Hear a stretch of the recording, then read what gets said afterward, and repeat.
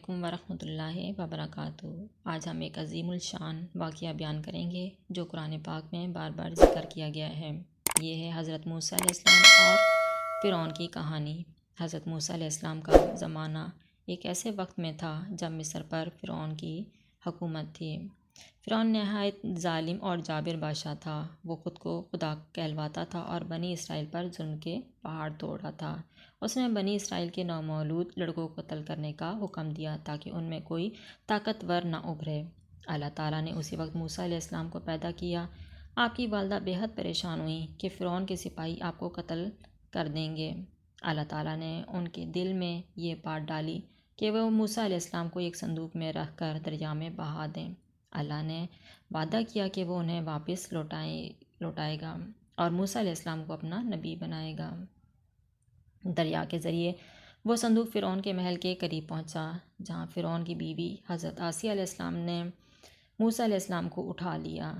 انہوں نے فرعون کو قائل کیا کہ اس بچے کو قتل نہ کریں بلکہ اسے اپنا بیٹا بنا لیں۔ فرعون نے اس بات کو مان لیا اور یوں موسیٰ علیہ السلام فرعون کے محل میں پرورش پانے لگے۔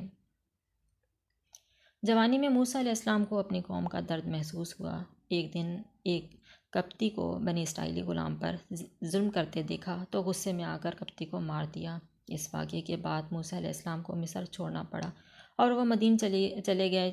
وہاں انہوں نے حضرت شعیب علیہ السلام کی بیٹی سے نکاح کیا اور کئی سال تک وہاں رہے۔ ایک دن موسیٰ علیہ السلام کو اپنی بیوی کے ساتھ مصر واپس آ رہے تھے کہ راستے میں کوہ طور پر اللہ تعالیٰ نے انہیں اپنی رسالت عطا کی۔ اللہ تعالیٰ نے انہیں حکم دیا کہ فرعون کے پاس جا کر اسے حق کی دعوت دیں اور بنی اسرائیل کو آزاد کروائیں۔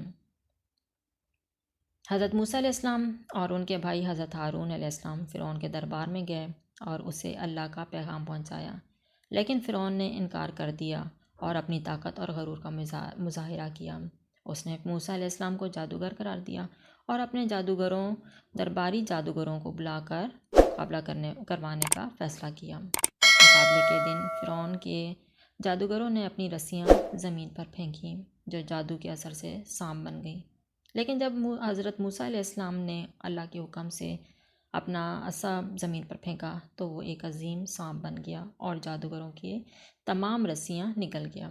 یہ دیکھ کر جادوگر فوراً سمجھ گئے کہ موسیٰ علیہ السلام جادوگر نہیں بلکہ اللہ کے نبی ہیں۔ وہ سب اللہ پر ایمان لے آئے، لیکن فرعون نے انہیں سخت سزا دی اور ان کے ہاتھ اور پاؤں کاٹ دیے۔ حضرت موسیٰ علیہ السلام نے فرعون کو بار بار سمجھایا، لیکن اس نے اپنی ضد اور ظلم جاری رکھا۔ آخرکار اللہ تعالیٰ نے موسیٰ علیہ السلام کو حکم دیا کہ بنی اسرائیل کو لے کر مصر سے نکل جائیں۔ فرعون اور اس کے لشکر نے ان کا پیچھا کیا، لیکن جب موسیٰ علیہ السلام کے لیے اللہ نے دریا کو 2 حصوں میں تقسیم کیا تو وہ اور ان کی قوم پار ہو گئے۔ فرعون اور اس کا لشکر جب دریا میں داخل ہوا تو وہ پانی آپس میں مل گیا اور وہ سب غرق ہو گئے۔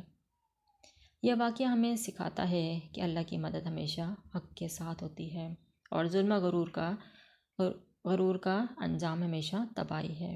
حضرت موسیٰ علیہ السلام کی جدوجہد ہمیں صبر، ایمان اور اللہ پر بھروسہ کی اہمیت بتاتی ہے۔ اگر آپ کو یہ کہانی پسند آئی ہو تو اسے ضرور شیئر کریں اور چینل کو سبسکرائب کرنا نہ بھولیں۔ اللہ ہم سب کو اپنی ہدایت عطا فرمائے، آمین۔